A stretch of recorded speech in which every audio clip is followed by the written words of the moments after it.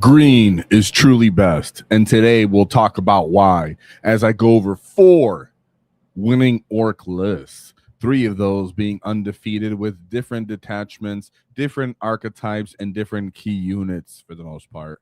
Of course, we have our favorites. So today, like always on Wednesday, we're going to look at the stats and the facts, the honorable mentions, and get some top player coverage, as I do have some notes from at least one of the players that we're going to be talking about today.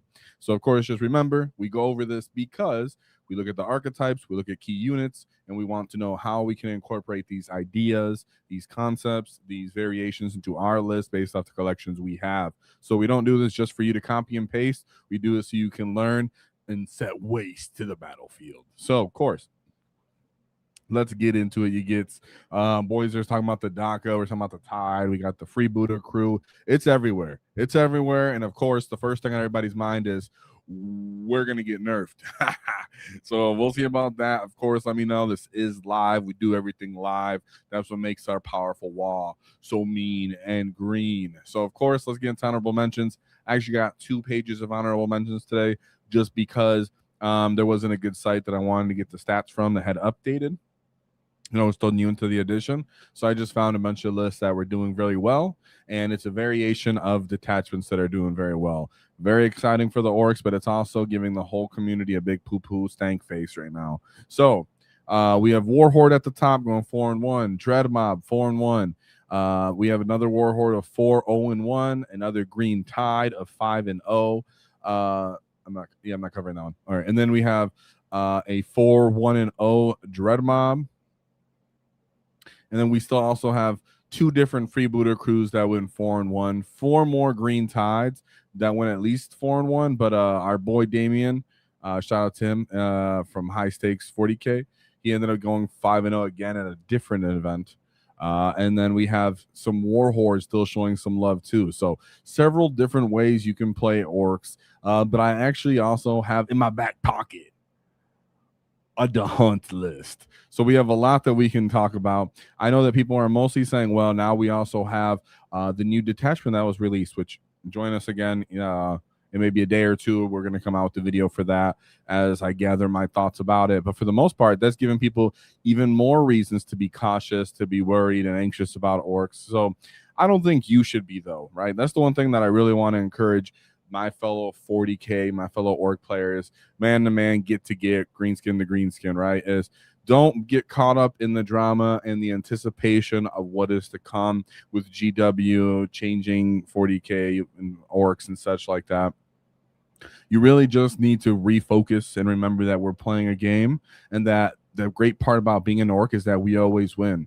If you ever read the books, if you ever pay attention to our little codex lore, right, it's the fact that orcs go with the flow and just have a good time along with the experience of why they're having a good time in general in 40K. And you should adopt that mindset as an orc player because there is burdens to overcome, from the hobbying aspect to the backbreaking Green Tide aspect to just actually understanding your faction. So don't let the general consensus of people that barely play orcs or that maybe play a couple games and think they know everything right away. I promise you, I see it all the time, and sometimes people are onto good ideas, and sometimes they're just poo-poo in the air because they're very passionate about the game, and that's fine. But it shouldn't dissuade you from just playing what you want to play. But that's why we do what we do here, because then you have multiple variations that are good. They're not all going to get nerfed and hit, and that means you can always adjust, retorque your list, and kind of adapt to the way that the WAAAGH is flowing. So that's how we do it, and I think that you should definitely keep that more in mind instead of,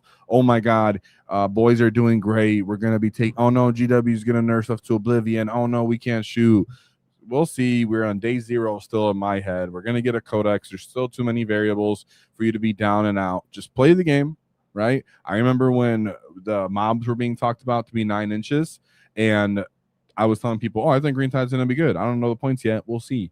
And, of course, the number one feedback, people, oh, my God, Tides are dead. Orcs are going to be hitting on 6s. How are we going to do this? We're destroyed. I would see that, guys, no lie, for weeks. And I was seeing it for weeks, not just in my own community, but on random videos. And so it's like, look at these results now after these very wise Redditors and whatever other players from 40K had to say about Orks before we even got on the battlefield. So before we even look, take nerfs or FAQ or whatever so serious, let's keep in mind that we're still here to play a game and have fun. And being an Ork means that you can adjust with the way of the wall no matter what comes our way, right? Because we always win. Just another thing to keep in mind before my rant's over is we still don't have FAQs or answers from GW when it comes to can we run 3 characters in one boy unit, for example, right? Can I take Gaz, a big boss, and a pain boy? Some events are allowing that. I don't know which ones. Some of them are not. But now there's more of a slight, community consensus on, we can't do that. But then on the other hand, then you hear other stuff like, well, I can surge when that enemy targets me according to the green tide strat. So I'm going to surge before the enemy even gets to activate. But then there's other events where they don't let you do that.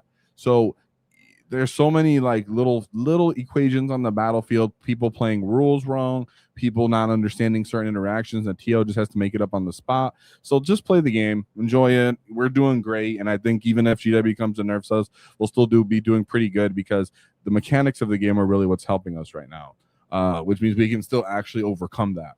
And that's what's pretty exciting. You know what else is exciting? Before we jump back into the video, shout out to Monunment Hobbies and their Pro Acryl paints. If you're an Ork player, you already know the pain of painting mobs of models, vehicles, bikers, walkers, too many lads at once. And that's why I like Pro Acryl. The paint is high quality, easy to work with, and comes with properly thin paint right out the bottle, which means less time fighting with your paints and more time getting your wall on the table. So whether you're a new Ork player and joining the Great Wall, or you're trying to finish another 20 gets before your event, and check out Pro Acryl paints from Monunment Hobbies using my affiliate link in the description. It helps support the channel at no extra cost to you, because the faster you paint, the faster you wall. So, like I was saying, now we have a bunch of different lists to go over today. Of course, we have our first get with the Rollin' Hunt.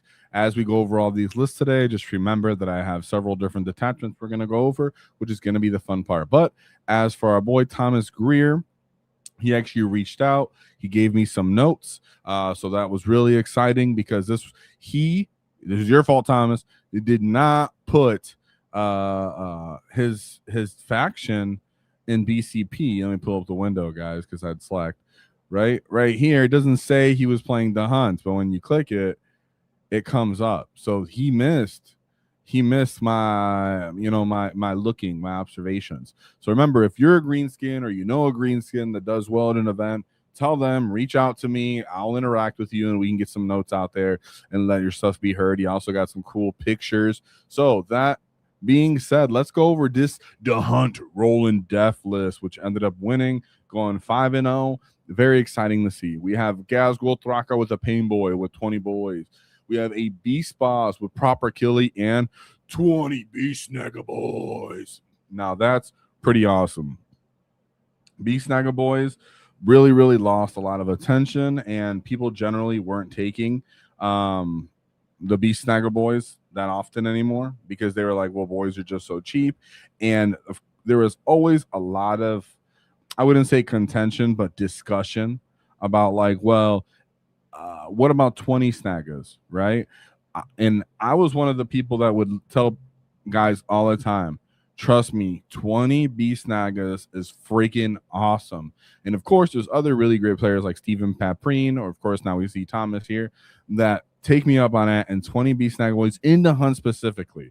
There's, of course, kind of you can get them away with it and more Horde and such, but in the Hunt specifically, because of the being able to advance in charges, the stacking of lethals, the re-rolling critical sustains, the buffs you get from the kill rigs, the buffs to transports from Rollin' Death, 20 Snaggas really goes a long way in a different kind of punchy next to Gaz unit, right? Like I always tell everybody, when you're playing with 20 boys, it's generally a good idea to at least consider playing with another 20-man unit of something, whether it's another 20-man boys or Snaggas or Zagra, for example, right? Because the saturation of the OC, the volume, everything like that comes into play. But when it's this Beast Boss unit with proper killie, you have something that's really, really dangerous when it's standing right next to Gaz's unit in the hunt, where you can still pop a critical 5+ strat on it on its prey target. So you can get these guys up to 2 AP. You can start stacking strength on them from kill rigs and of course the WAAAGH itself.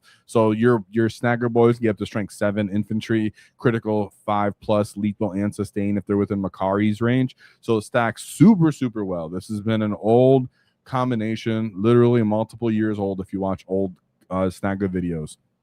So we have and this third attached unit, which surprisingly was Mazrog and 4 pigs. So I was a bit surprised about that, just because when we've been seeing Maz, he's actually running by himself, and he's not generally always leading a unit because he brings tough. His toughness gets a little diminished. He may be some sort slower in some ways, some arguments here and there. His buff isn't that good compared to something like a Beast Boss on Squigosaur, which can do an heroic for less. You get +1 to the charge. So there's different benefits to why you would take either or. But he specifically said, because he's playing Purge, he just wanted to get stuck in and just crump more stuff, and he wanted more stuff to kill bigger, demons or vehicles. He wanted to be able to threaten those units, and Maz in this detachment with additional AP, he can actually act as a piece like that, and along with the squigs as well, that help him kind of play that role. Of course, he also used it for, picking him up, putting him into reserves, sometimes starting to game reserves and stuff like that. Another 2 units we see here are Boss Snikra and WAAAGH Gutsmack. So he said he really, really liked WAAAGH being on this list. Just another piece that can interact either outside of the WAAAGH or really, really just push up the field during the WAAAGH. Of course, he doesn't get any of like the buffs, that are a part of it, but he still really, really liked it. He said in some games he was the first to get stuck in. Sometimes he was a zoning piece. And just having a little bit of fire on his own. He just really acts independently and then also stacks with all the other tough units that are on this list, from the rigs to the squigs to the gas to the pigs, right? So he was just really versatile, and he said he just loved him in this list, and it worked well. And last thing is that he had a 10-man unit of Beast Snaggle Boys, no leader, no character. They were just straight naked up on the field. When I call them naked, I mean they don't have like a leader leading them. Obviously they're still wearing pants. So he just said that there was just a cheap trading unit. Sometimes it would just stand in places. He was playing Purge, of course. He said he played Purge because standing in places is boring. Yet he was still wise enough to know sometimes you need some good OC. Sometimes you need some guys to run around and get into fights. You can throw them into rigs, and because they don't have the character, they're not as damaging if the rig gets popped and killed and such. So he would use it to run up the game early in the field early with the pigs and the rigs. So he has 2 units of Gretchen because he's obviously screening his backfield and screening the enemy can't get behind him when you play this kind of aggressive forward momentum game, which is how he played it. Hyper aggressive. Some of the games he ended up in his opponent's deployment zone. Excuse my English. So yeah, double Gretchen. He has a hunter rig and then double kill rig. So the hunter rig is obviously so you can put the 20 snaggers, and the 20 snaggers in the Beast Boss.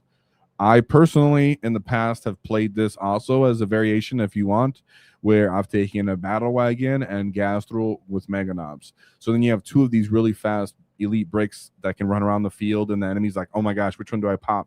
If I pop this one, the other one can kind of hump on me. So there's that variation too, but I like not paying for the wagon and just going for the boys with the new hidden, just because you want more stuff. So I'm on and off about the rig. It's interesting to see here he chose not to bring about the wagon, and he just chose to bring all rigs. So 2 kill rigs, which is funny. Sometimes I'm like, man, I want 3 kill rigs always, because their buffs are so cool and so nice. And how he played them in this game was he would bring them off the field sometimes as well, and then throw them into rapid ingress. Sometimes he would auto advance them. They're always allowed to auto advance 6 because rolling death. So then in this detachment, you can also make them choose a prey target advance and charge outside of the wall, and then you're running up the field, advance and charging outside of the wall, automatically moving 6, or you're moving 16. Maybe you have a boy unit inside with you. You're flipping objectives, which happen. We'll talk more about in his games. But yeah, he had those. And then last but not least, he had another unit of pigs. 4 pigs in there.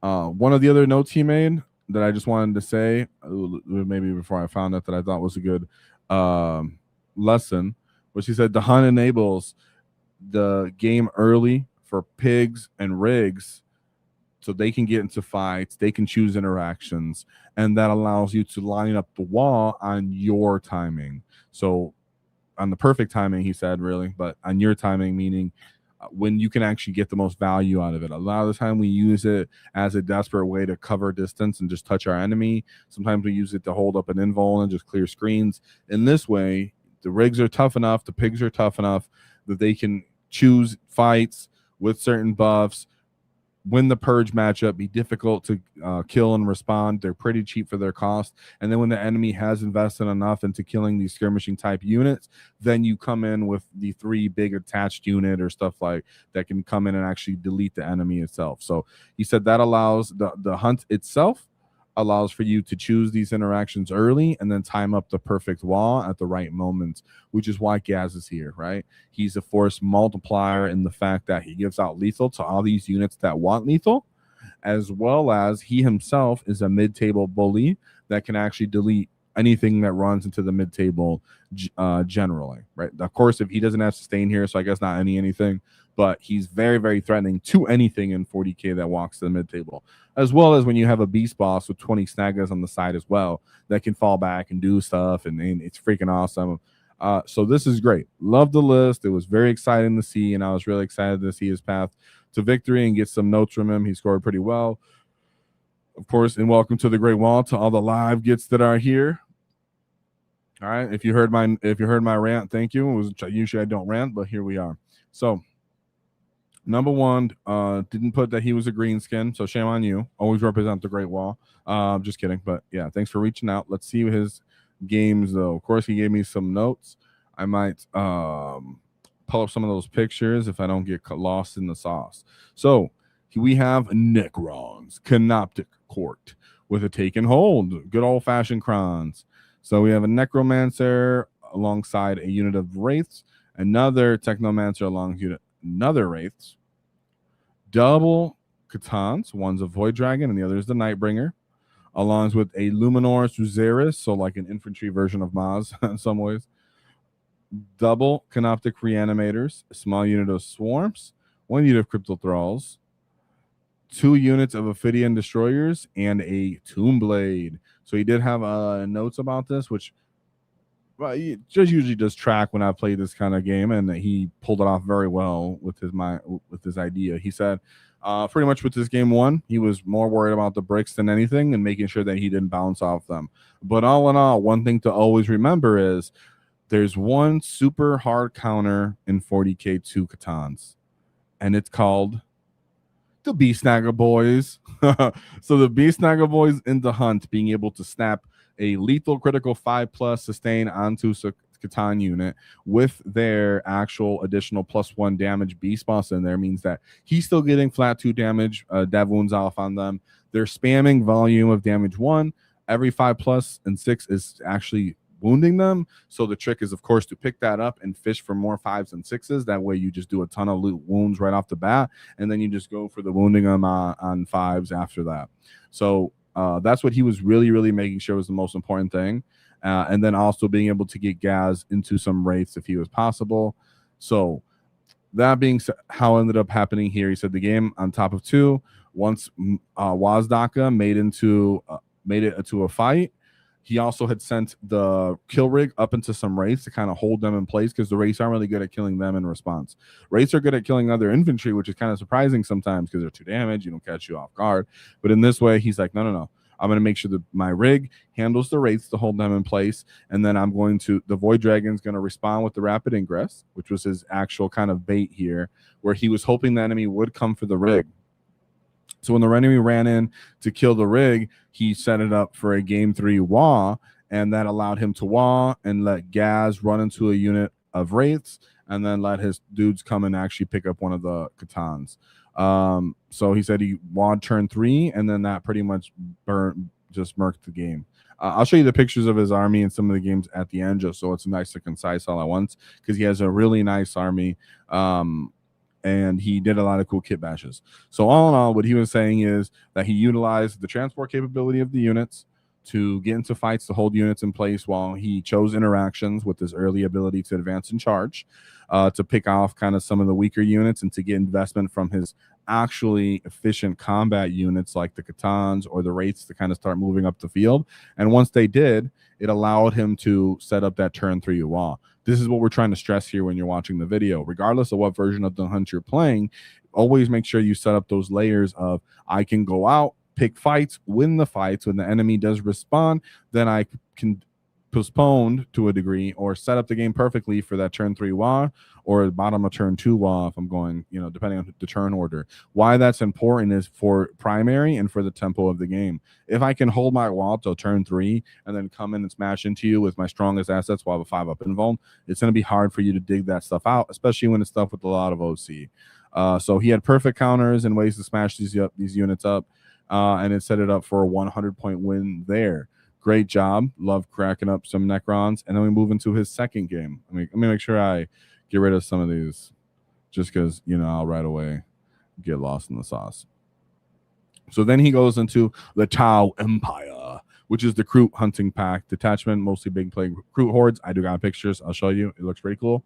So again, here's his unit 1. We have some Krew carnivores, a big 20 brick, another 20 brick, a third 20 brick, double individual ethereals, triple Krew lone spearmen, 1 twin lance unit. Or was it just 1 twin lance? It's just 1 twin lance. Okay. Krew carnivores, 20-man brick again, so it's 4 big bricks so far, followed by 3 5-man unit of Krew hounds, and then 2 big bricks of the 6 rampagers, and then a 3-man unit of rampagers, followed by double piranhas and a vespid. So there's definitely a lot of stuff going on here. People have seen these guys are quick to run up the field, ton of OC, play for bodies. The little bit of Tau units can actually lay down the firepower to keep respect on the enemy's big units, and then the rampagers come in and do mortals, decent fights. They're pretty relatively fast, and then you're bringing back these kind of fleshed units. So right away, his notes were focused about OC, right? He said in this game, he kept Maz on the table, because he knew there was going to be a lot of primary games going on here. Remember, Maz is attached to the pigs. He said he did also mess up early, which happened to me recently, where he had actually, the enemy had gone first, but he positioned Maz a little too aggressively. In my case, I just went aggressive with Maz. I got overwatched. But in his case, the opponent was able to scout a 3-man gorillas, run up, do mortal wounds on the charge, and throw grenades that one-tapped him. So right off the bat in this game, he lost WAAAGH at the top of his opponent's turn 1, right?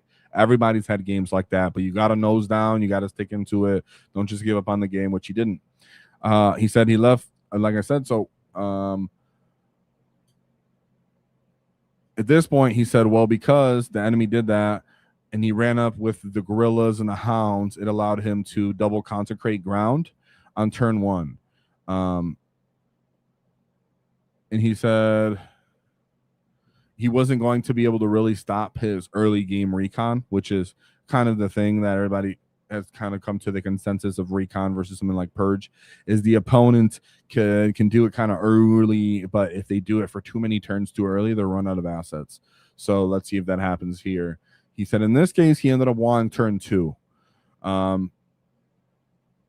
So he was saying there isn't anything that he couldn't use his prey target into. And he said in this detachment, it really shined because of just a different stacking of buffs that he was able to start off here, which we'll talk about. He said one off that he had a 20-man unit of Krew hounds on the central objective, and he just allowed him to take a 10-man unit of Snaggas out and his rig to go right after it.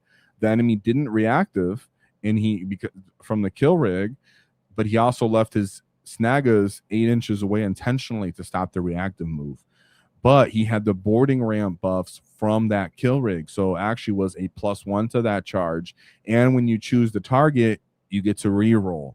So he stopped the reactive, took the buff from the +1 from the disembarking from the rig, and then took the I'm gonna just reroll this. So he was just banking on getting an 8 +1. So that was sweet. Well, 7 +1, but you know what I mean. So Snaggers ran in, cleared house. He said, of course, the rig as well, being able to do cleave was pretty crazy. The +1 strength from the rig and the critical 5+ though from the Snaggers made it so he just, because remember those guys, I'm pretty sure are Krew Hounds T3. I'm pretty sure Krew. Let me know, guys. I'll double check. Krew Carnivores. Pretty sure Krew Carnivores are T3. So that means you're winning them on 2. So just cleared straight through them.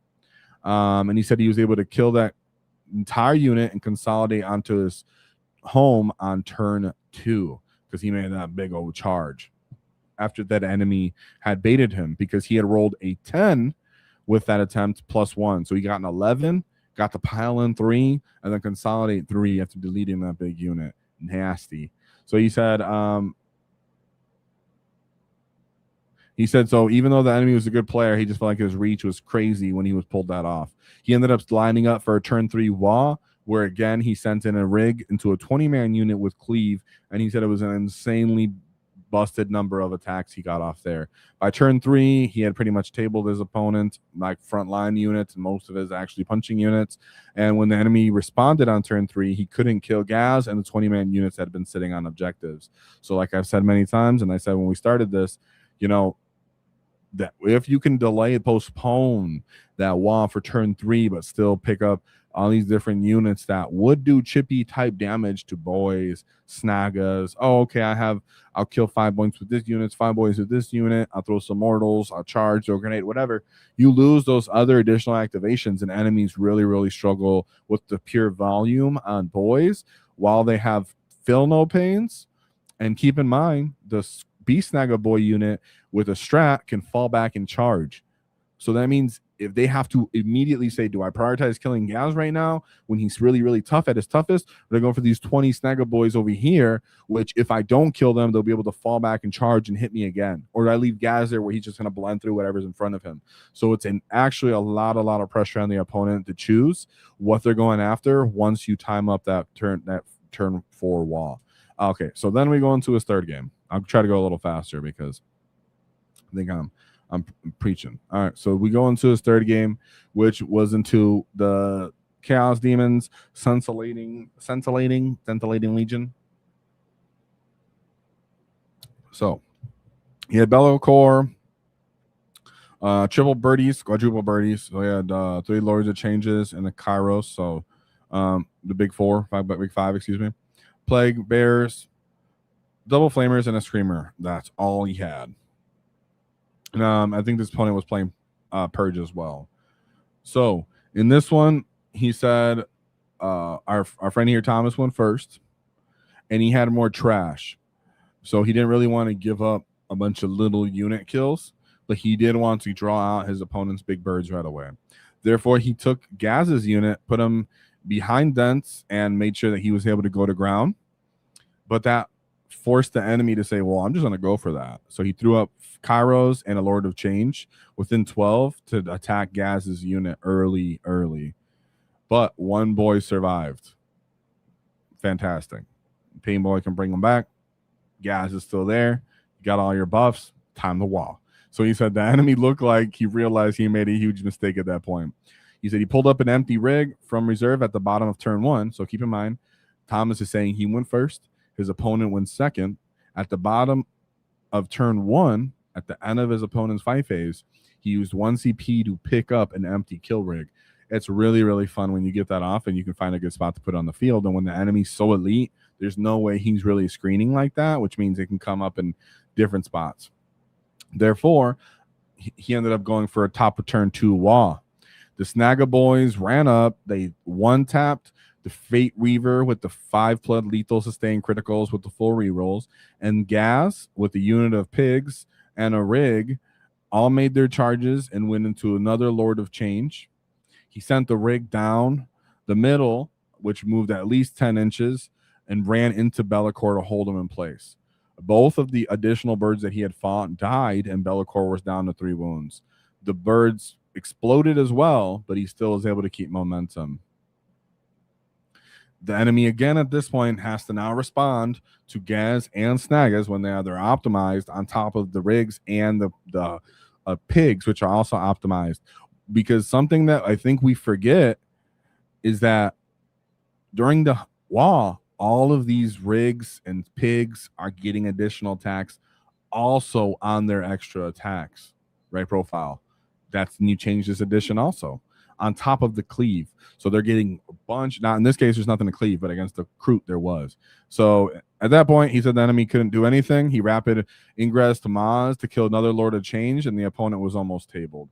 And that's pretty much how that game went for a big 100-point win. Yeah, my boy said, first time watching you ramble live. Yeah, dude. We do everything live. Everything. But that's how high level we are. All right, so I don't know if that's really high level. I'm just trying to make myself feel better. All right, so then we go to round 4. Bam. So now we go to round 4, which he goes into Gene Stealers. This one was pretty quick, to be honest. As you can imagine, if this guy's this aggressive and this fast, it's going to be a problem for Gene Stealers. No shame on them. So we have Patriarch and a big brick of Pierce Trains, Abominant with the Biophages, and a big old Aberrant. Oh, those double characters. Sorry. And then another Abominant with a Biophage and a big old brick of Aberrants. Benefactus, a Neophyte Hydra brick. 1, 2, 3, 4 small units of the hybrid, a Goliath truck, double Ridge Runners, and a 5-man unit of Gene Stealers. So how he went here is he said it was taking hold. He had really poor shooting, so I could stage my rigs really aggressive and just shielded Gaz's unit from the big unit of Gene Stealers. So this big unit of Gene Stealers with a Patriarch, they can come up early, turn 1, run right into you, completely disintegrate Gaz or his unit with a bunch of attacks. Then Dev and such like that. So definitely don't let them run into you. But that is pretty much that, and the Abominants are like the biggest threat with Gene Stealers usually nowadays. He said the opponent went second and didn't even really try to respond to him, right? Like didn't fully push into him. It looked like the opponent wasn't sure what to do to interact with it. So he sent his pigs into a 5-man unit of Stealers, and he had a 10-year unit of Gene Stealers that had intervened into the pigs. And he measured to see if the unit of the rig could have overrun to try to kill that unit, and he rolled his intervention as a 5, which made it only a 5 that really helped him to see if he could actually get that overrun off. So he made his prey target 5+ critical down and killed the Patriarch unit and killed the trash down as objective with the bottom of turn 1 with WAAAGH. And then a bunch of little 10-man Snagas were running around that were just holding objectives as well. The rig was really aggressive as placed, and eventually the Snagas were able to jump out of it and jump into the deployment zone and start charging units in the deployment zone and come down with the Great Wall. So how that was working out was the enemy didn't do anything to them after turn 1. So then our boy Thomas reacted by throwing pigs at him. Once the pigs were attacked, this guy decided to heroic with this unit. And when this unit heroic, they rolled a poor charge, which allowed for another unit to overrun into it, pop critical 5+, and pick it up outside of the turn that it wanted to get killed, which really set the enemy back. It responded with these big units of Abominants, but at that point, he was able to call the wall and just overrun him in his deployment zone. So kind of one-sided, but that's kind of how you have to play GSC, because GSC want to play 40K similar to Orks, where it's like just a tempo, very fast, get the points, take up all the space, and then hope that they don't run out of steam before you. So just run on them and just kind of shove your boot down their throat. And then he goes into game 5. And game 5 seems like it was his most fun and also quite challenging, even though the score doesn't reflect that. But it's okay. Oh, I clicked him again. I do not want to see your list again. Sorry, friend. Boop. So he went into Salamanders, which is Librarius Conclave with Orbital Assault Force. So we have Adrax Agatone with the Blade Guard Veteran Squad. I think he gives them like +1 to wound, and they can like reroll wounds or something. This is like their best melee units on every single list they have nowadays. And I think not just nowadays, but like always. Captain with a jump pack and 5 intercessors. A librarius with hellblasters and tempora corridor. So this, like, I think this is, you can reroll the wound, and it allows you to dev wound on 5s or 6s into oh no, it's not hellblasters. Hellblasters is something else. I was thinking about the stern guard. So hellblasters means I think they just get more shots off it. Okay, sorry. The librarian squad. Oh yeah, this is the one where you get critical 5+ dev wounds from this one, and then you get to reroll it because the stern guard. So able to really pop kill rigs, but then it's like a really big brick that has to move, and then have to stack the right buffs. Definitely really strong though, very killy. Lieutenant with combi weapon, and then Vulcan. He's stand on his own. He'll like look at a unit. I think he looks at a unit, gives it +1 to wound or reroll, something like that. I haven't played Salamanders in a couple months, so forgive me. We have intercessors, ballistas dreadnought, eradicator, 1 land raider redeemer, some scouts, and then a storm strike speeder. Land raiders nasty, of course, nasty Overwatch, nasty salamander buffs from that, and then the strength as well. So rarely threatening, and that's the one thing that he said as well. So in his notes, he was saying he thinks it's one of the strongest lists of Safe Brains out there. He said it was search and destroy deployment, which helped him a lot. His land redeemer was the scariest piece on the board, but it was really obvious based off deployment where it was going to go, and he had put his only combat unit inside of it. So he just lined up his 20 back unit of Snagas with his Beast Boss unit and sent them in the same lane and just let them stand out and wait by each other. He left his stern guard off the table, and his jump back can jump around on the table. Okay, is that what they do in that one? It's been a while. He said they pretty much played cat and mouse for a while. He went second. Because it was taking hold, the enemy went up and put his combi lieutenant on the middle. And in this place, he was like, well, I'm just going to go for that guy. So again, he pulled a similar shenanigan where he pulled the rig up that had 10 dudes. He pulled them up, it looked like, and then they ingressed. He sent another rig after that lieutenant. Yeah, because he didn't want to send the pigs in, right? So he knew he had to go after this combi lieutenant. Therefore, he goes, okay, I'm not going to send the pigs right now. He didn't let him do the reactive because he stayed outside of 9, and then he just rolled for the prey target, and then he just slimed him with the critical 5+ and just destroyed the lieutenant. So that's very bold, right? Very bold to say, I'm going to stand outside of 9 and just go for this attempt with a rig. So sometimes, guys, you just got to play those high-risk plays to really just disrupt the enemy's primary in these kind of games, which are going to really come down to both you getting good scores. He said, I had WAAAGH come down and zone out his Hellblasters, right? That's awesome. Because his units want to come off the battlefield edge because they're such a big brick, shoot the heck out of you. Therefore, you can use I've talked about this before. You can use Shock Jump Dragsta to disrupt enemies' reserve spot. So if you play against someone who plays this kind of style, like a Raven Guard style thing or whatever, where they like to bring units off the field and put them back on, if you can disrupt that by, oh, I have a really fast Death Killer Word Strike, oh, I have WAAAGH, oh, I have a Shock Jump Dragsta, units that can jump around the field, can fill up those deep striking locations. Therefore, the enemy responded and still had a deep strike, so he deep strike next to WAAAGH with some eradicators. But he didn't kill him. He put 9 damage on WAAAGH, keeping him alive. Big deal. Dice tell stories. He ended up destroying the kill rig, but this kill rig did not blow up, which was great. He towed into the middle objective, and the enemy went for the another rig instead. But in this case, he still didn't wah at the bottom of turn 2 because he knew that Gaz wasn't going to make a good contact into anything. And his big brick of Snagas was still waiting for the Redeemer to come forward. Therefore, instead, he was using rigs to get into fights, like the one that he had rapid ingressed, and he had used a unit of 4 pigs and the basic unit of Snagga Boys to get into fights, like to jump into the intercessors and destroy them with 5+ critical sustain as prey targets.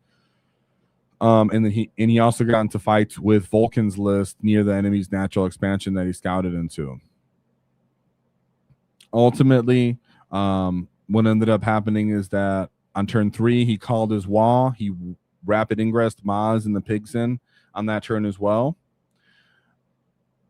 He ended up able to get Gaz to run right in the middle and destroy Vulcan's big brick of Blade Guard unit. He was just running away with score at this point. WAAAGH locked down the Redeemer for that one turn. And once Adrax failed his charge, the game was pretty much set. So the score blew him away at that point. He was kind of towing him out, not letting the enemy choose the fights, and him picking the first fights and winning them. So he would go out, get something, purge it, enemy would respond to destroy it. He would take another unit that didn't require a leader. So he was playing with these, imagine just about most of the units are about 150 points. Whether you're playing with a pig, a rig, some basic Snagaboys, he's playing with all these kind of cheaper yet monstrous units for those point values to, okay, I'm going to very quickly get into the fight over there, destroy you, wait for you to respond, then destroy you again. Okay, now you're fully committed. Call my wand to you with my super killer units, and when you can't dig me out, I keep cracking back on you. So 95. The other you see opponent down here got 78. So great game there. Let's see if I can. Look at my face for a second. Show some of the pictures just because I did like some of his pictures of some of his games, and I think it'd be kind of fun, even though, man, this will be a long stream, huh? So let's see, put it up for the gets who are here. We're gonna go fast-ish. So here's his rigs. This was versus game one versus the Necrons. Very kit bashed, as you can see, like some AOS stuff going on here. Also, great job at that event for that terrain with the Tyrannid stuff, right? So really cool kill rigs that he has. It's always really encouraging to see people who take the game serious, yet also take the hobbying aspect and the fun part of the game serious as well. So everybody should kind of be that way. Enjoy the game. You're there for a good time. The hobby's more than just GW nerfing people and stuff. Look at that. That's pretty awesome. That AOS version of it. Don't worry, I still have his other game. So that was just his Necron game. Here's the Krew game. If you send me pictures, guys, I'll show this because I like this. That is his Krew game. Here's, you can see them running up here. His pigs, his WAAAGH. Here's his Maz on the field this time. It seemed like he put Maz on reserves a lot, and he was picking up his rigs a lot. Maybe that was just a matchup thing, because clearly in this game he didn't do it. Right, here's the rig that was running up. Look how forward this rig is already on the enemy deployment, like we were talking about. And then the snaggers that are also getting in fights. Big breaks of Krew that are pushing up on Maz and his unit. That's pretty fun to see. And then more of the end game where you can see he's on his opponent's side of the battlefield. Just cleave through all of those little Krew hordes that are standing in his way. This was into his demons matchup. It was into his demon matchups. Boom. Big greater demons all over the place. This was when he said he put Gaz up there and made sure that the big birds can come up to get him. When the enemy came up to get him, then he was able to respond with big bricks of dudes and the pigs and start dismantling them. So just pigs swarming the field, more guys jumping out of rigs. Freaking dude. Kill rigs for 145. Yeah, this is a great face-off. Are like real legit monsters finally. It's really awesome to see, and they play the game really well. Shout out to Happy Crumper when me and him did our little debate about kill rigs and such. You could check that on his channel. So I'm a big rig advocate, and I know he's come around to them. So great to see. I'm glad to see pigs really do well, because we're aware of all these other armies, right, that are doing well, like the Green Tide and such. But not a lot of people are paying attention to the hunt, even though I know a lot of us have a ton of the hunt units in our collections. We have a lot of beast snaggers because last edition GW was just giving them to us essentially. See, here's search and destroy. Do the rig forward right away. WAAAGH is right there. Here comes enemy in the salamander. Awesome game right here. That's an interesting salamander build though, right? What is that, like a camo? Whatever. All right. Oh, showing off too much. All right. So with that being said, great job, Thomas. Great job to the hunt, and we move on. This is gonna be a long one, I guess. But I don't have notes for this yet. So bear with me, you guys that are here. It should be a good time. These other ones will go a little bit faster. So let me pull up my boy Tyler here. I think I have that. There we go. All right. So now we move on to our second list. I do have 2 more that I want to show you. Only one more has a path to victory after this one, because, yeah. So now I move on to Freebooters with Tyler Principio from Goonhammer Open. We got Freebooter Krew with Mordaka. Now, right? Guys, not to my own horn, but I remember when we were talking about Orks and everybody was like green tide and we all agree. And they were like, well, Warhorde's still strong. We agree. Dreadmob Mordaka is awesome. Totally agree. But this git right here was the one who said, y'all sleeping on Freebooter Krew, because the fact that an entire terrain piece becomes the objective, gives you all your buffs, can give you the walk, can make you fast, can make you shooty. It's fantastic, and it's a good mission disposition of taking hold. So very happy to see that I wasn't just drinking squig rum and I was onto something here. It's definitely been fun to play, and I'm really happy. I hope something like Freebooter stays in the codex. We didn't see this word, but some variation of these rules hopefully stays. I know a lot of people enjoy them. So, again, Unit 1, Gazgul, Thraka, Big Mech, and a Painboy. So, like I brought up at the beginning of this stream, people are talking about nerfing Orks, yet we don't even know if stuff like that, and like Unit 1 having 3 leaders, will even be allowed. 2 leaders plus support. I'm going to keep saying 3 leaders. 3 characters is even allowed, and the app says it is, so there's no reason not to assume. But then there's other people that are saying, well, let's just preemptively nerf Orks because we don't think it should be that way for various reasons and rule interpretations they have, which is fine. They're the TOs, not me. But we have to take that in mind as well. How is GW going to run around trying to nerf Orks a ton before you answer questions on how certain interactions work? So first, give us proper interactions, and maybe certain results wouldn't happen, right? We got to be out here and peeking facts. So. But I absolutely love the idea of 2 leaders and a support on a mob of boys. It makes all of our mobs crazy as heck. Amazing. If your TO allows you to do it right now, just do it. Your TO allows it, then it's not breaking any rules. It's not wrong. And if they don't allow it, respect their decision and just go to characters, because it's still pretty awesome. But, of course, 20-man unit here is because you can still do all of the shenanigans of auto advance 6, move through enemy units, give yourself a wall. Awesome. I think that's why he brought the Big Mech, was to still move through enemy units and for the reroll, because now you definitely want to be faster in this edition to make up for charges. He didn't throw any kind of enhancements on this unit, so it is what it is. We have Unit 2 and Unit 3 that are attached, which are 2 beast bosses with 10-man units of Snaggas. The 4th attached unit is a Big Mac with shock attack gun with Get Finder goggles. Oh, sorry, Get Spotter squig, and that's with tank busters. And then Unit 5 is a Big Mac with shock attack gun with another unit tank busters. So right here, you see 2 of the units are shooting, 3 of them are melee. Love to see the combined arms aspect. We also have a solo Mazrog. Whoa, solo Mazrog knocking his way back onto the field. For 125 points. Hey, you can't pay for WAAAGH because he's a lot more. But hey, you go old school solo Maz running around, getting into some fights. Terrain's a little bit more open now from the run through, so maybe that's a reason we're seeing a little bit more of that. In this detachment too, he can really pop off because he can be given a wall on his own later in the game, maybe earlier in the game to get into fights for 125 and be hard to take out. He can reroll wounds on objectives, still appreciate sustain when he's on them. And like I said, give himself a wall at different times so he can get around the field faster or late game. We have 3 individual trucks and then a big unit of flash kits with dead, shiny shooters. So if you get within 12, they get rapid fire on all of their DACA. That means within 12 inches, it's a minimum of 5 shots from each of these flash kits on their closest eligible target. And then you can still pop the blast strat, which can give you another 1 or 2 shots. So there's some matchups that he might have ended up getting 7 shots per flash gets on. Crazy. So that's likely why one of his trucks was set up that way. He has 1 unit of Gretchen, the unit of Storm Boys, and then 3 individual bikers.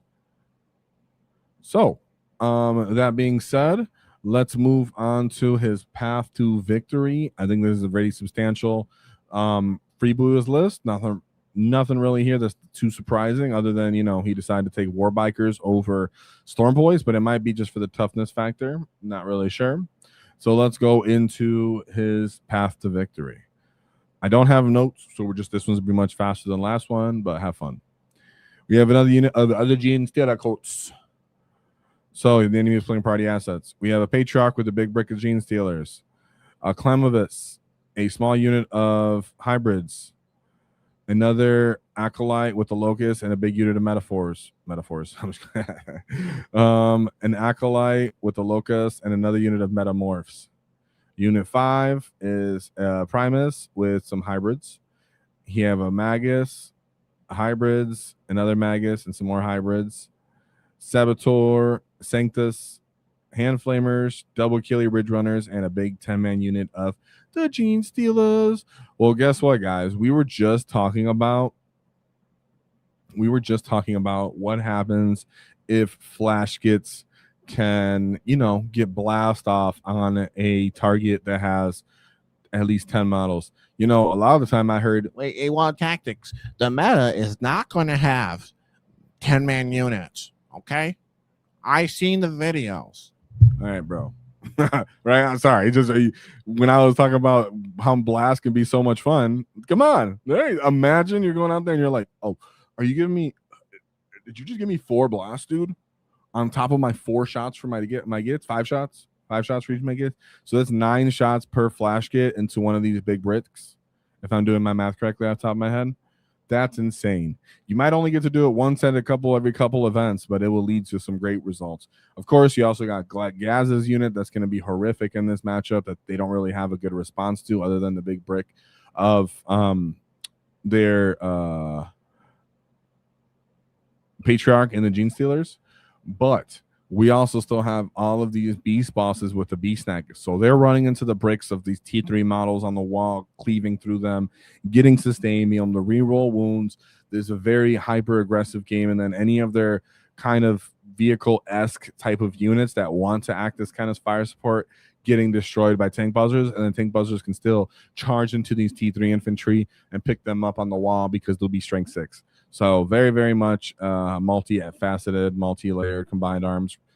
Gonna put 100 points on those GSC. Then we go into a second matchup. We went to the Imperial Knights. So we have Canis Rex, a Krasus Knight Lancer, a Knight Castellan, and a Knight Destier. I don't even know what that is. Double Helvrins, a Caladius Assassin, and a Extraction Squad. I don't know what that is. Can't even read. All right, guys, let me know what that is. So this usually goes kind of nighty, where if you tell yourself early when the Knights have all their first assets, their main assets, yeah, you're going to have a problem. But if you can slow the game down and take away some of their little scoring dudes that want to stand on objectives and keep them safe, and then cause these big commitments, being able to reroll, have all-game WAAAGHs. I mean, even just Maz on his own, on an objective with reroll wounds is a totally different, and possibly within Makari range, is a totally different outcome in tonight's than just Maz on his own. So, not to mention he has multiple unit of beast bosses that are on this list, and he has tank bosses. So everything out here is built to possibly damage or destroy Knights. And in response, the Knight's gonna, have a somewhat more difficult time actually making contact because this profile of this army is a little bit condensed, right? The tank bosses can actually utilize hidden. All of these beast bosses can go in trucks, and then the big pletchers can go in a truck. Maz is relatively small by himself, and then Gaz will just hold down the middle. So these guys, when it's time for delivery on that wall, he's setting up a really big wall that's combined arms acided. So I think that's really cool about his list is you can see that it's still playing like a Warhorde style of tempo where it's like, oh, I'm going to just line you up and just take you out, right? But in this case, it's like a combined aspects arm to it. Never catch you live. Whoa, what's up, man? Yeah, shout out to the live guys that are here. Of course, I love doing all this live and being able to talk to all you gets live. If you get 5 WAAAGH Tactic memberships, from the Bad Dog, then of course leave a W in chat for the Bad Dog. We're doing a long one today, boys, for the Great Wall because there's so many of you guys that are interested in Orks. So many ways to play Orks, and I don't care if everybody's crying about possible nerf hammer because we're going to be able to play so many different builds that GW won't be able to hold us down. That's the real mentality you need to have as an Orc player. What? Oh, you nerf Green Tide? All right, I'll just play War Horde or Freebooters or whatever and still be playing with mobs of boys. So I'm not even worried about it, dude. Not even worried about it. Whole Warhammer community right now can suck a green toe. All right, so not everybody. I just mean the people that are upset. It's like, come on, dude. We're playing games. Just everybody's strong sometimes. So then we go into their third matchup, right? I got so excited about ranting. Yeah. His third matchup, which was into the Dracari. So I'm not gonna read that. All right, so it's Dracari, Kabalite, and Splinter Assault. We have an Archon. We have Lady Smith. We have a Kabalite Warrior unit, double Raiders, double Venoms, 2 units of 2 Chronos, Hands of the Archon, double Incubi, Mandrakes, Ravager, Scourges, double Talons. This one was a little bit more interesting to me because I have gone into these this Dark Eldar games and similar, these kind of builds. They have a lot of activations. They are actually quite threatening to infantry, right? But they are very, very soft and susceptible to all of our damage. So when fights really do pop off, they're just completely getting erased. And as long as you can take a big chunk out of them first, they kind of can run out of momentum because even during as long as you manage your CP well, right? Make sure you can counter it, you can interrupt, stuff like that. You can take away too much of their actual assets that they can't kill you effectively. So it's anything but an easy game with a proper Eldar player. But they have to be on their P's and Q's because every form of damage from even tank busters counter charging on the wall to splitting tank busters into, one tank bus unit can pop a whole Chronos unit easily from range when normally they feel like it takes more requirements. Like, no, I'll just stand here, hidden, whatever, then you're like, okay, they respond, they want to kill your tank busters. And then in that spot, you get to get more fights out of them. It's an interesting back and forth game. What were they playing? I don't know if they were playing Purge or Reconnaissance. I assume they were playing Purge, but let me see. Does it say on here? Actually, I guess I didn't see because it doesn't show. But either way, he put up an 85-point win there. That was his lowest scoring game. So like I said, you got to be careful when you're playing Dark Eldar for that reason, because if they're at a high enough potential, they can just completely wipe out all your infantry. So you got to take some momentum out of them first. Then we go into his fourth game, which is Imperial Knights, Free Blades. We have a Knight Castellan, Knight Defender, Errant, double Helvrin, triple Helvrins, 4 or 5 Helvrins, and then watch Captain Artemis. Also, as I was saying, the Dark Eldar matchup is bikers are actually better because bikers will start to fight early where their anti-infantry weapons don't really do much, which would be normally their opening kind of skirmish units. So then they send Talons into your bikes or something. Then you can kind of trade up the Talons and then keep that momentum. So just another food for thought about bikers, why I like bikers. I like bikers in that Dark Eldar matchup specifically as well. Because it's like, I'll just shoot you down with my little Daka, a twin link. I got a lot of shots. I can punch you. I'm still kind of fast. And oops, if you don't. And your weapons don't really work into my bikers because I'm T6 and there's stuffs like T3 anti-infantry or strength 4 or whatever. But yeah, as for the Knight matchup, we already kind of talked about that. This dude has a ton of ability to kill Knights. So that's most likely what he did. And then into his fourth matchup, he went into another Freebooter crew. Whoa, they had a Freebooter pop-off. Look at that. Look at that. So the number 3 git was also a Freebooter crew going against the Freebooter crew. Very, very threatening here. So we had a Big Mac with shock attack gun with Git Finder goggles, a Big Boss with Gazgul, a Mazrog and a Pain Boy, Wazdaka Gutsmech, and a Zagrot. How this is written is really funky. Then he has boys, a big unit of Gretchen, a little unit of Gretchen, some Mandos, a unit of Ludas, 2 big bricks of pigs, a tank buster unit.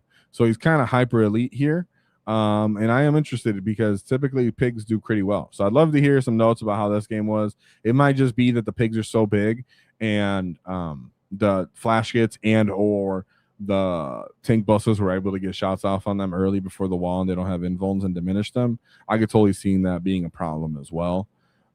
He did have my boy Zod on the list, but I'm thinking maybe these 10-man flash kits might have done something. Not sure, but I know those 10 flash kits would be horrific for the boys, for the Zod, even for the big brick of pigs. You pop lethal there, you can do some pretty nasty damage to them if you get within fire of them. So I'm not sure exactly what happened in this matchup, but both of them seem to have done all right because he still got a 75-point win score on, as in Willie's Papas did, even though he lost. So always important when you go into the Orc matchup is take the chunk of flash first to slow the momentum on them, absorb their wall, and then counter and smash into it. Or in reality, you could get a wall first, excuse me. And if you can't, then you get one in response. So that being said, fantastic job on our boy here with Tyler Principo for 5-0. And I just wanted to say I'm really happy to see someone utilize that big unit of flash kits finally and solo Maz on their own. So then we move on. Now, what I will say here is this is the list that I don't have the path to victory anymore because for some reason the TO blocked out the listings, right? So like I can show you guys right now so you know. So here it is now, and when I click it, it's unsubmitted and the event's set to hidden. So when I set this up, we were able to see it. That being said, I know a lot of people were still very interested, so I still kept it right here. But this was a 5-0 Dread Mob more DACA list. So I was ready to show it off. I wanted to show it off because I know a lot of people were excited for it. So here it is. There we go. So before we get into this list, let me just make sure I clear the field of some of my tabs because I was a bit tab heavy. Just interact with chat a little bit. What's going on? Friendly neighborhood Canuck. Whoa, let's go. Canuck. What is that? It sounds like a different YouTube channel. That's not the Canuck guy, but because I've heard there was like a guy who does food things or something. Neighbor Canuck. That's funny. All right. Well, what's up, dude? He says, whoa. No, I got friendly neighborhood Canadian though when I looked it up. So I guess you're not someone who I thought you were, but it's okay. Whoa! Thanks for the super chat. I mean the super chat 8-month members. Nice to see you. Great get. What's up to you guys? I got a RTT this weekend. He said if WAAAGH actually joins bikes, we maxing up 18 bikes, joining Death Killer WAAAGH, rev them engines, boys. Right? I haven't done it because there's just so many things we can play right now. But I've wrote a list where I have WAAAGH as the warlord and then a bunch of different biker units for like a disruption or a recon. The only issue I find here is that we always want to bring Gaz right now based off what everybody else's intent is. We're playing in the mid table. Therefore, if I have WAAAGH, then I can't use him as the warlord. So then I can't do that. But it's on the back of my mind. So I'm open to it, at least when we get our codex. And he also gave us 5 WAAAGH Tactic memberships. Whoa! Thank you for that. You get. Thank you for that. It helps the Great Wall stay alive and keeps the new boys spawning. So thank you very much for that. And hopefully we see you around a little bit more. I thought friendly neighborhood Canuck. I think there's a guy who makes food. I don't even know. But yeah, so here's a list. Let me talk about the list. I have it up. I didn't say nothing about it. So we have 1 unit of Big Mac with shock attack gun with the Luas. And we have that 3 times. Just bam, bam, bam. Triple spam. With dead shiny shooters, like I said, freaking sick. 24 inches, you get an additional shot on your Luda guns. That also counts for your shock attack gun, which is going to get an additional shot as well.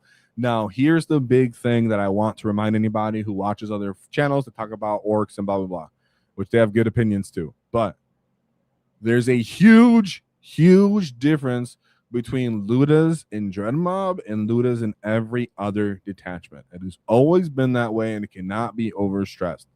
Ludas in Dread Mob, because they have access to the button, so then they can end up doing lethal, means they can do horrific things to a lot of different units. All right, on top of the more DACA strats they have access to. So do not sleep on that. And you have 10 of them. Plus, you also have the custom Mega Blaster from like inside the unit, from the guy leading it, from the 2 mechs. You can use that or rockets. A lot of firepower, relatively cheap. You don't care if you die. It's sick. Now, it's not as sick because it can't reroll in Overwatch anymore. Still really sick. What did surprise me somewhat was the Big Mac with the custom Mega Blaster and the Power Claw with Get Finder goggles on some tank busters. I guess he just figured the custom Mega Blaster acts kind of like a rocket, right? Because the additional pulse of AP will get it up to AP3. It'll get +1 to wound anyways. It'll get +1 strength anyways, and it's D6 damage. So that is quite interesting. You get closer to the enemy and then you're faster with them. You get to reroll the advance since you're more DACA, and as well for the assault. And then he put double pistols on the knob that was in the unit instead of the chopper. Following that, he has 2 individual tough characters. We have Solo WAAAGH again. So that's 2 of the undefeated list that we've already seen that are running solo WAAAGH, right? This is one of those things that you and I, as fellow players that are not world class, look at this and think, is there something we haven't noticed or we're missing to be including solo WAAAGH, right? He was on my slides when I was talking about stuff to look forward to. I did have an inclination that pigs and stuff are going to be better, but specifically WAAAGH's finding his way. It could just be the 4-up invuln, whatever it is, but maybe that's something food for thought for you to think about to incorporate your list. Get a WAAAGH on there if you don't have a WAAAGH yet, or if you can't always afford him, or you don't like using WAAAGH yet, whatever it is. You know, there's some wiggle room here. Start experimenting. That's what we're doing here. WAAAGH again is sick because Dread Mob's typically really slow. So if there are those real threatening units that you got to keep at bay, or you want to be able to get to interact with first, etc., WAAAGH allows that for a unit that's typically kind of slow as this detachment. Then we have 1 minute of Gretchen as battle line, 3 trucks, 2 Big Mac with DACA rigs. Super happy that there were Big Mac DACA rigs on the field getting some results. I swear I cannot help it. Whenever I write my Dread Mob list, I keep throwing DACA rigs on there. I can't anticipate if they're actually going to be good or worth it, and I don't care. They're sick. So have fun. That's how we should be enjoying 40K. Love to see these picks like that. Don't know if they were optimized or not, but in this attachment, they can be optimized or just blow themselves up. Who knows? 2 5-man units of Flash Kits, followed by 3 5-man units of Storm Boys, and then another unit of Tank Busters that seem to not have a character at all. So, as I said, what likely happened here with the trucks distribution is you could think that they took a Tank Buster with the Big Mac and 5 Flash Kits, and they could have thrown that in a truck on its own, and then they could have thrown maybe some Ludas in trucks with the shock attack guns, and then put one in reserves or put them on buildings for plunging fire. A lot of different options. That's one thing I would like to know if I got to talk to this Git, what, when, and what. But one of the arguments is this list is kind of slow, so there's a little back and forth online of do we need trucks in this build or not. According to this Git, the champion, he took trucks. Some people will say you don't need them. Nonetheless, I love the build. It was really exciting and cool to see. Also, one of the only times we don't see one of the only times we don't see Gaz on a list, even though you could still play him on this archetypal type of list. So exciting stuff here. Good synergy, good DACA, good combined arms, and plenty of ways to get inspired to run your Dread DACA. And we move on to our final, arguably most exciting list. We have Cole Cook's Dread Mob more DACA going 4-1 with the Stompa. Not only did he go 4-1 with the Stompa for all those gifts that are going to automatically finding ways to critique this, but he won his first 4 games and then lost his 5th game with the Stompa, which is the most important metric typically when you're talking about win rates, right? If I lose the first game of an event compared to the last game of event, it's a completely different win path that I had to get to that result. Very, very interesting. And he put up some monstrous scores as well. So this was actually the real deal. I'm not trolling you or memeing you. And there's always a couple gets every year that go crazy with the Stompa and you'll end up 4-1 at GTs. So this should encourage any of you guys if you want to do it, just like Arcane is encouraging the Great Wall with this 20 membership response. Whoa, to Arcane, who's been here since the very beginning. What's up, you awesome git? Nice to see you. And of course, Rewatch Gang. You said, oh, missed it all. Rewatch Gang, let's go. You didn't miss nothing. You're here right now. Nice to see you. So, yes, this is real. Stompa went off. Let me go back. One thing I'll say right now is we don't see the Big Mac Docker rig. Yeah, but it's okay. So, starting off, Unit 1, we got Elegoo. 20 boys made it back on the list again, even though I know just said we didn't have him. Now we got him back again. So, he had a weird boy with him. Why? Well, typically because he seems like he just wants to just jump immediately where you got him, get involved in the fight, because there's no way he's going to be inside of the Stompa, and he just felt a little too slow in this attachment on its own. Now, there's an argument here where you take a Big Mac, and then the Big Mac makes you faster, and you got access to the button. There's a bunch of different arguments here for why you would take a Big Mac. I would really, really like to hear from Cole why he would bring a Weird Boy instead. But typically, people do it because they can keep it safe, then jump it into a safe spot on the field, set it up, staging, and then call a WAAAGH off it to put real pressure on the enemy. So maybe something's there for that. Then we have, because he doesn't have enough units here to maybe keep Gaz safe, so he wants to keep Gaz mobile. Not really sure. We have Zagrot Wartsnaga with the big unit of Gretchen. Love to see that. Of course, he gets a reactive move in this that can be 12 on the wall, right? So if it's the wall, he has 12-inch ability activated. If he does a reactive, it can end up being a 12-inch reactive, which generally can mess up enemies' charge phase if they're like a fighting army. So that's pretty sweet. Doesn't happen all the time, but 1 out of every 10 games, it's a huge deal. We have Boss Nikrot. Then we have 2 baby mechs. One of those baby mechs is absolutely going to be hunting the Stompa and staying next to them the whole time. And then the other baby mech, I wasn't necessarily sure what he was doing with it because he's not attaching it to these units. And there's nothing too obvious that he wants to give +1 a hit. So the possibilities here are that he's likely with the truck and the flash gets, and he's jumping out of the truck and poking the flash get truck, and then the flash get truck gets +1 to shooting for firing deck, so he's using it like a mobile tank.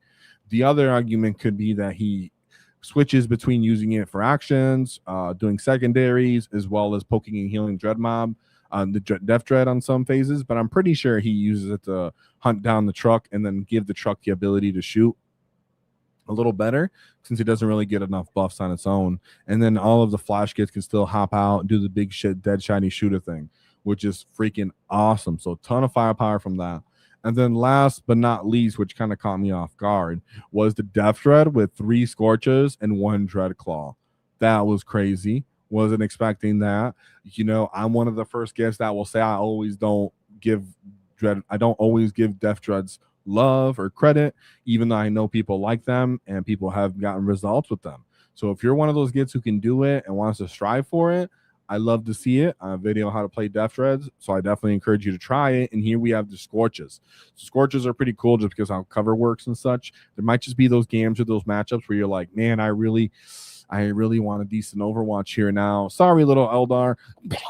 Sorry, little Tau. Right? And so I can see why you would want to Scorch it, because now we don't have Ludas, we don't have different units that would be good as Overwatch, even though the flash kits with dead shiny shooters could be pretty sick as Overwatch also.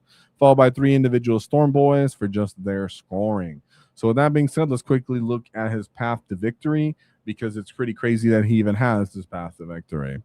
So into his first game, he went into the Necrons with Curse Legion and Hands of the Dynasty. We have Luminor, Suzaris, Emotech the Stormlord, an Overlord, a Scorpec Lord, Double Plasmancer, a Big Brick of 20 Warriors, and a Lynch Guard, a Scarab Swarm unit, a Reanimator, a Doomstalker, a Doomsday Arc, 10 Lynch Guard, 5-unit Praetorian, a 6-man unit of Scapor.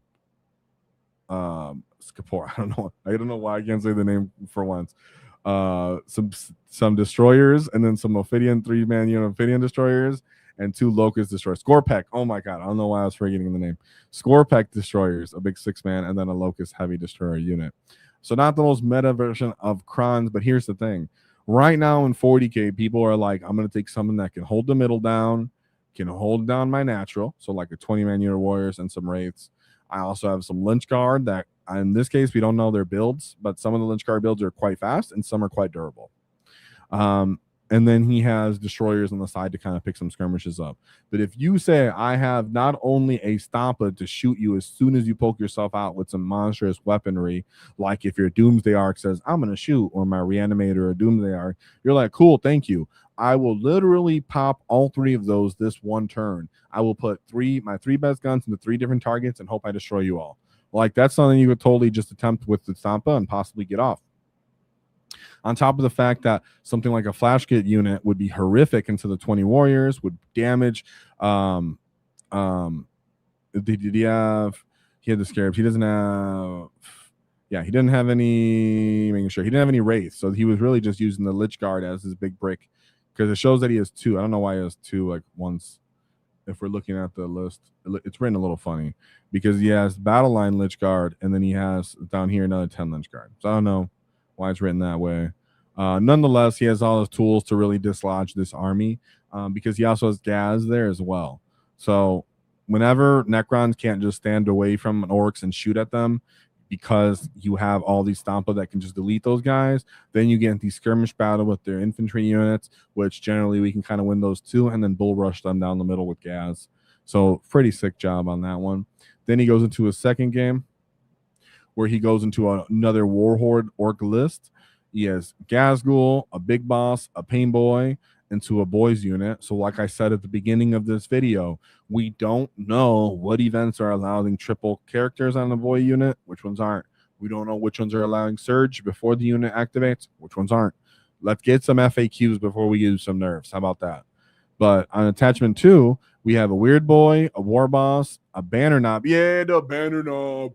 War for the Banner Knob. I've been using my Banner Knob. So Banner Knob isn't amazing, I'll be honest.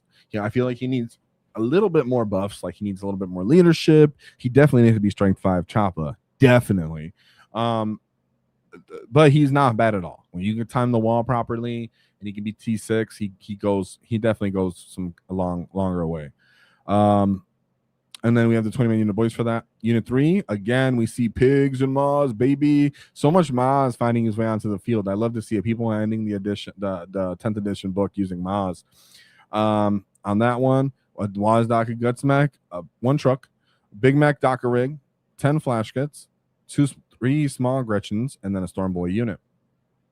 Pretty cool. Big killy bricks, but all of these things are trying to move down the field, and they have to expose themselves when they come into contact with maybe like a Zod unit, a Death Dread, right? These units, even Gaz and on Gaz battle, and then the Stompa and the flash kits kind of get the clean shop after that. So pretty nasty. And like I said, the flash kits themselves, there's almost no counter in the other army to that. Yet Zagrat with his reactive 12 would be nasty. So like he calls a WAAAGH. If Zod calls a WAAAGH first, runs up, he's faster than the other Warhorde Orc, right? Let's see, where is it? Let's say he's faster than the other Warhorde Orc. He runs up, he fights a Docker Rig, or he kills something kind of small, whatever he can actually get his little grubby Orky hands on, whatever. And then the other player goes, I'm going to respond with the WAAAGH. Well, then Zod can reactive move out of the way. The other Gaz unit has ran also into the field and crashed into something like a WAAAGH or some pigs. And then when everybody else responds to that, then the Stompa still gets to kind of wreck shop. So it'd be pretty tough because you can't really do anything, and the Stompa gets to keep just laying into you the whole time. Then we go into game 3, where he goes into Adeptus Custodians, where we have Shield Captain with Dawn Eagle Jet Bike, another one with John Eagle Jet Bike, triple Grav Tanks, 1 Telemon Dreadnought, triple 3-man unit of Virtus Praetors, and then double Witch Seekers. I'm looking. Is there? Okay. I was like, is there like a unit that I'm missing on here? I thought there'd be another one. So he bring a bunch of tanks. Again, the issue we're seeing here is that if these guys don't one-shot the Stompa, oh, you guys aren't actually looking at the list because of me. All right. So if these guys don't one-shot the Stompa when they expose themselves, they're getting annihilated. And Also, in response, these guys aren't necessarily holding the ground, the rest of these units from Gaz's unit, which is why Gaz and Zod are a nasty combo, because based off just simple OC and running up the field and choosing engagements, they can run down these dumb Witch Seekers. If these guys are in reserves, they can take up space, like when we were talking about the Weird Boy and Gaz being able to jump, make that space up. The enemy has to respond. They're on that side of the field, and the Stomp is just laying them out as they're trying to dig out the boys and Zod that are following up the field. Then you have the Flash Gits running up the field to shoot at them, followed by the Death Dread just being a dork and coming off from reserves. So awesome to see that as well. I wonder how aggressive he actually played to get into these, to get the activations out of these grav tanks. But if you really look at it, what's holding the table, it's coming down to like the Dreadnought or something. Typically what they want, from what it looks like, is they want people to come out, they come down with Virtus and get free ingresses off them, and then make one giant big push either into their key units or by like picking up off the edges. And that's just not going to work into this dumb Stompa list, because everything's just straight aggression on the Stompa list. So pretty sick. Pretty sick and weird to see that. And then he goes into his game 4.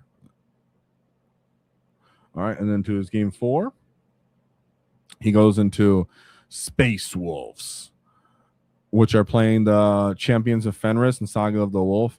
I don't remember if these are actually good at killing vehicles, but we have a Wolfguard Battle Leader with some Blood Claws, Chaplain on Pike, an Outrider, Ragnar Blackbane, and some Head Takers, Lone Grimnar, and 5 Wolfguard Terminators, Bjorn the Fell-Handed, a Lieutenant with Combi, big brick of Wolfguard Cavalry, 2 of them actually, and then 2 5-man units of Wolfen.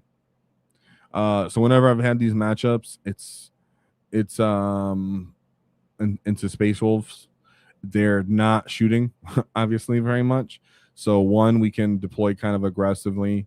2, they're like this kind of Thunderwolf cavalry unit can do really good into like a Gaz unit, but then it's so big that it hates something stupid like a Zod reactive move. So if you can use a Zod reactive move to kind of net them up, and then when they do respond, like if they go, oh, I'm going to shoot at you with Wolfguard Terminators and take up space, again, that's where their Weird Boy Gaz might be actually useful, where they're fast enough to jump up, not allow these ingresses or these Thunder Wolf Cavalry to come into play. And then when stuff like Head Takers come to take out Gaz, that's where they get completely demolished by, for example, a Stompa. Something like Bjorn the Fell-Handed, which usually isn't that threat from any orc shooting, is totally getting diminished here. And when these Thunderwolf Cavalry do come out to play, we still have that unit of Flash Gits that, with combined arms of shooting them and charging them, can straight up delete one of those units as well. So I can see this faithful player running out of momentum, but only if somehow, again, like we've been wondering, if this orc player is actually taking advantage of the space, forcing the enemy to commit, because the Stompa can't really move that well. So how it was actually played out was really fun to see. And then we have his last game. Now, this is where he finally lost. The wheels came off, but it was still a great time. It was into a fellow orc player, which was a green tie player who actually won the event. So green skin on green skin means Orks is never beaten. So with this green tie list, as you can see, though, again, we have 3 characters in 1 mob. We need to know, are we allowed to use that or not? Because that maybe will stop us from winning so much if you take that away before going ahead and just nerfing us. Who knows? A big 20-man unit of boys, another triple character unit leading a 20-man unit of boys, another triple character leading another 20-man unit of boys, WAAAGH, and then Zagra acts like another 20-man unit of boys essentially, but for so cheap and faster. Then he has 2 naked unit of 20 boys, so straight horde, and then 2 small units of Gretchen. So he's really just doing take and hold. There's nothing else to his list. He's not like, he doesn't even really care to do actions, because his boys units, when they fall back, could if he really wanted to. So he ended up losing that one, and the orc player got 90 points on that take and hold. Of course, when you have that many boys, nothing's really cleaning them off. Stomp is really good at elite stuff. So that being said, great run by this Git. For Cole actually getting out there and having a good time with the Great Wall. Of course, let us know how he did, and hopefully he can get back to us. As I always say, if you're one of the greenskins that showed up on Wall Tactics, or you did a good time at an event and you want to let people know and share notes, of course, reach out to me. You don't got to be a named special person. You just got to be a green skin like the rest of us. And of course, thank you to the live chats that are here. Love you, Gits, because we try to do more longer content today and more stuff list to cover. Hopefully, you guys aren't discouraged because even if GW does come down and like nerf some greens, some boy units or whatever, Orks are still going to be strong, and we still have a lot of different builds. Not to mention that we still have a whole codex coming out. So all of this is temporary, and we really are still on day 0 in the sense of where we're at in the edition. There's no reason to get your britches in a bunch. It's way, way too early in this, in this battle, in this war, in this marathon, whatever way you want to word it. Build up your wall, build up your understanding of the dispositions, get your hobbying done. Let the FAQs and the nerfs and the know-it-alls who I've already played 12 games of 10th edition, 11th edition. I know exactly what's going to happen next week. All right, do those guys, let them be. They have their place as well. We love them as well, but that doesn't mean you let them discourage you or take them too serious, right? Because at the end of the day, we're just playing a game, and there's always one thing to keep in mind when you're playing this game is don't cross our wall, because we'll not